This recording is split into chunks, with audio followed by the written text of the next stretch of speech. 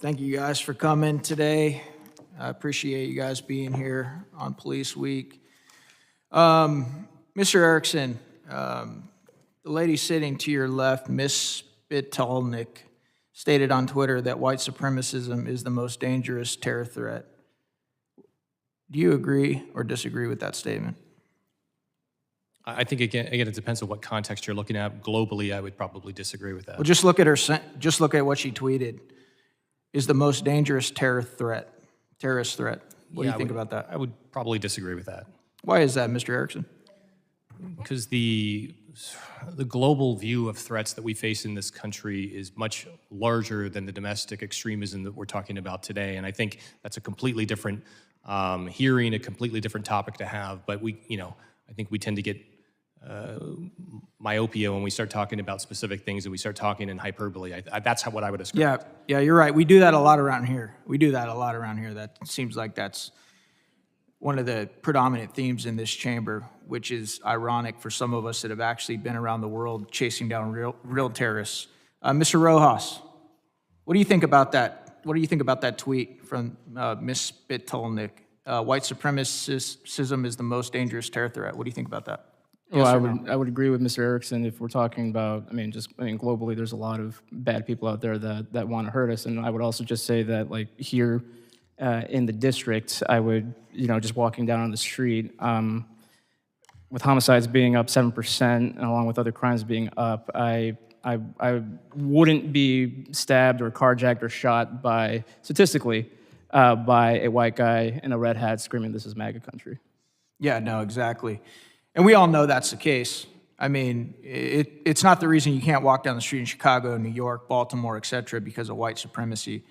And it's just sad because here's the deal. White supremacy is disgusting. It's disgusting. I look across the aisle at some of my brothers and sisters that don't have the same skin color as me. And you know what I see? I see men and women that were created in the image of God, just like I was. You may have a little more melanin in your skin than I do. I could care less.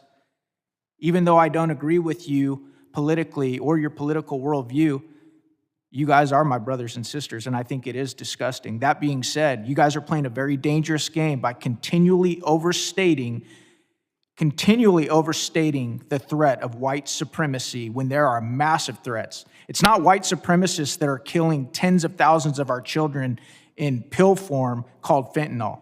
It's not white supremacy that is storming over our southern border right now. It's not white supremacy that is trafficking, sex slaves into this country at record numbers, and on and on and on. But if you guys want to keep beating that drum, you're more than that. That's your right.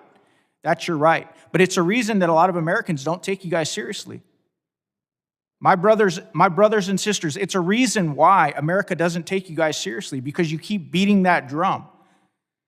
It wasn't white supremacists that flew airliners into the World Trade Centers. And guess what? They're still out there.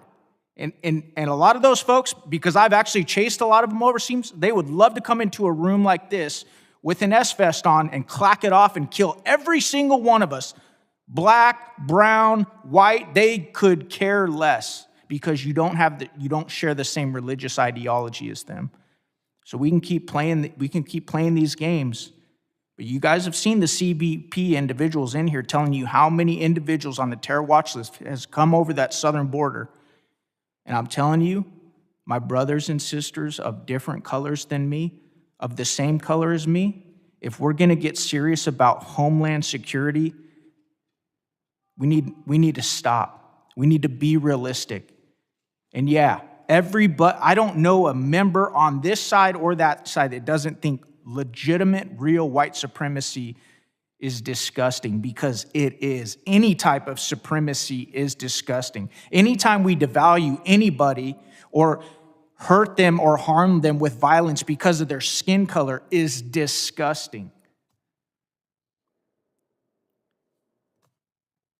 Ms. Gaines, thank you so much for what you're doing. As a dad to two little girls, it's pretty cool to see young women like yourself that have the courage to stand up to what you face on a daily basis. I've said it many times, you know what the number one ingredient missing in this town is, ma'am? It's not intelligence. You know what it is? What is it? It's courage. I agree. And you have it. Thank you. Thank you guys for showing up today. Thank you.